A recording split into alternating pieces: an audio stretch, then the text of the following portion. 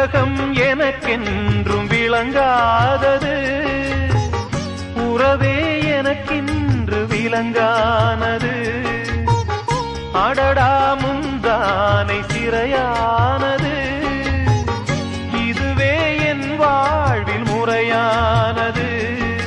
பாறை ஒன்றின் மேலே ஒரு பூவாய் முளைத்தாயே, உறவுக்கு உயிர் தந்தாயே. நானே எனக்கு நண்பன் இல்லையே, உன்னால் ஒரு சொந்தம் வந்ததே. என்னைத்தானே தஞ்சம் என்று நம்பி வந்தாய் மானே.